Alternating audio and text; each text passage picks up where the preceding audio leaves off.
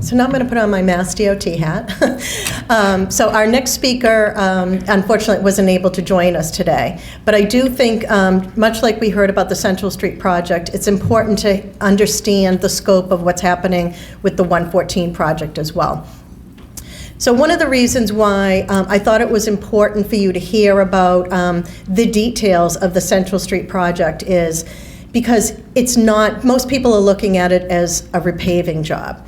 And why isn't it going to be done quickly? And so now that you understand all the steps that are going into it, you understand why from start to finish it's like a 7-year project. So when you start to hear the grumblings that will happen eventually when the work starts to happen, please tell your colleagues or your neighbors or friends and try to help them understand, we all need patience and we all need understanding as we go through this process. When we talk about 114, this is a project, again, that's been going on for a couple of years. The Chamber's been involved in it with having meetings with MassDOT.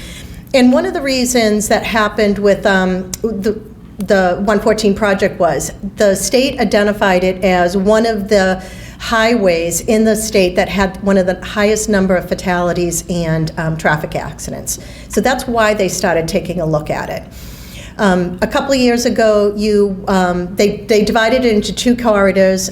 It's the westbound version, which is like from Sylvan Street to Danvers, and then the eastbound, which is Sylvan Street to not quite Wilson Square, like holy cow, ice cream.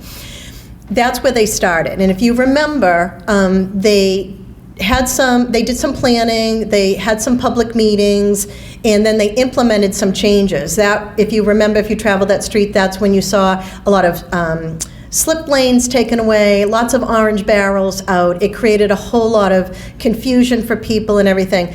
But what people didn't really understand was it was temporary. So before they went in ahead and made some permanent changes, they wanted to test out some of the theories that they wanted to see if we could get the results that they wanted. And consequently, after watching what happened over a period of time, they returned the slip lane that goes from 114 traveling west onto Sylvan Street. They did stripe some of the areas, but what they also realized was some of the changes couldn't actually be fully implemented, as Chris mentioned about the Central Street project, is because the traffic lights were outdated. So they didn't have the newest technology in order to make traffic flow.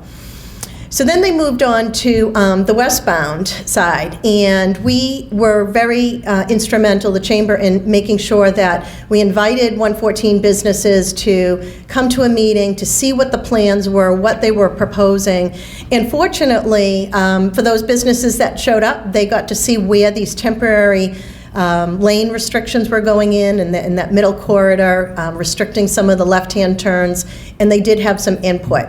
We then just had a second meeting to see what was happening since those temporary changes have been implemented. And I have to say, MassDOT listens to the feedback that they receive. Some of them are working just fine, and there are a couple areas that aren't working well at all. But the good part is that these changes that have been implemented are temporary to see if they can get to the desired result. And at the end of the day, they took that feedback back to their planning board, to their engineering, and they'll be taking another look at it. And this is, again, probably another 3-year project to get to the final design, where there may be permanent medians in the middle of the street, designated U-turns, that type of thing. But that's what we're working towards. And that's why it's so important with the concentration of businesses that are located on 114 that we are able to get this information in front of you and have your feedback. So if you are not getting notices about these meetings, they happen probably every 6 months or so, you can email me. My email, again, is in the advocacy guide. I'll put you on the list to alert you so that you know when these meetings are happening. A couple interesting things that came out of these meetings, you'll hear people talk about, Chris mentioned bike lanes, how they have to be part of every state and federal project that receives money. And in the case of 114, nobody is really considering that anyone's leisurely riding their bike down 114. But what we did learn was there are a fair number of people that live off of those streets or in the apartment complexes nearby that do use bicycles as a mode of transportation to get to their work. So it is something that needs to be considered. The other thing that came out of one of the meetings too was that we needed additional crosswalks and crossing signals. And again, most people think, who is taking a leisurely stroll down 114? But there are a lot of, we have Brooksby Village there, but also number of the businesses told us they have employees that are using public transportation and then have to manage to traverse 114 to get to their place of business. So it was all really important feedback that we were able to get from the business community. And that's where, I think the chamber can play a role in making sure that you're informed about what's happening and why these things are happening. So with that, I can't talk about the finances or anything like that, so we'll have to leave it at that. And then I'll have Brad come up. Thank you.